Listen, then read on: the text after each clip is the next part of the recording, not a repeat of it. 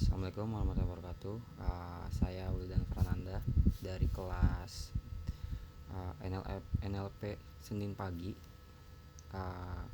Untuk ujian akhir, saya ingin mempresentasikan tugas topik dari sentimen analisis, yang dimana sentimen analisis itu adalah cara kerjanya adalah menangkap emosi dari data teks ya. Pertama, apa itu sentimen analis? Nah, sentimen analis itu adalah teknik yang dalam NLP itu fokus pada analisis opini atau emosi dari kata teks. Misalnya, kita bisa menganalisis ribuan urusan pelanggan untuk mengetahui apakah produk diterima dengan baik atau tidak. Topik ini relevan dalam era big data, di mana opini publik memiliki peran besar. Lanjut ke bagaimana prosesnya. Nah, di subtopik 1 ini kita membahas tentang prosesnya. Proses sentimen analisis ini dimulai dengan pre-processing untuk membersihkan teks dari elemen yang tidak relevan seperti tanda baca.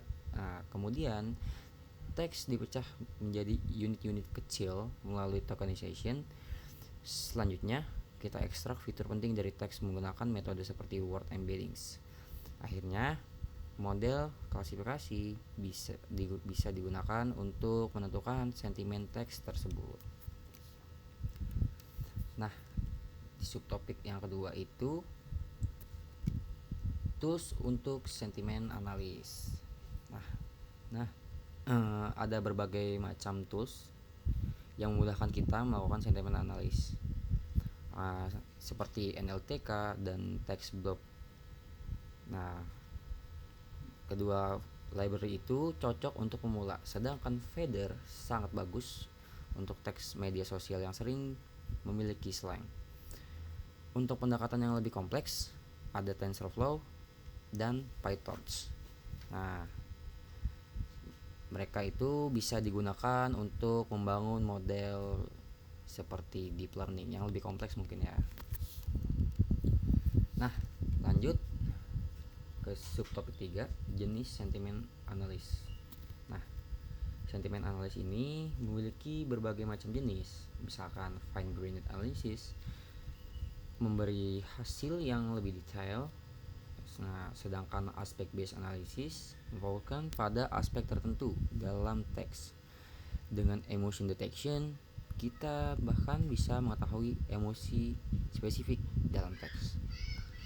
Tools modern kini juga mengandung multilingual analysis, memungkinkan kita bekerja dengan teks dalam berbagai bahasa. Nah, subtopik yang terakhir itu tantangan yang dihadapi.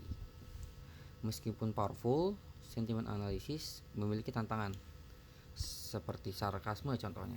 Nah, sarkasme adalah salah satu masalah utama karena sulit untuk diinterpretasi oleh model. Selain itu, teks dari media sosial sering menggunakan bahasa tidak baku. Tantangan lainnya adalah bekerja dengan data dari berbagai bahasa yang memiliki struktur berbeda. Nah, penerapan di dunia nyatanya nih. Untuk sentimen analisis ini memiliki banyak aplikasi praktis. Misalnya di e-commerce ini. Nah, kita bisa mengetahui produk mana yang populer. Nah, kalau di media sosial, perusahaan dapat memantau opini publik terhadap merek mereka dan layanan pelanggan. Dalam layanan pelanggan, analisis ini membantu meningkatkan pengalaman pengguna. Nah, presentasi ini saya ambil dari referensinya buku Speech and Language Processing 3rd edition dan Natural Language Processing with Python. Sekian presentasi saya, mohon maaf untuk kekurangannya. Terima kasih banyak untuk Bapak Rio yang telah mengajarkan saya selama 1 semester. Wabillahi taufiq wal hidayah. Wassalamualaikum warahmatullahi wabarakatuh.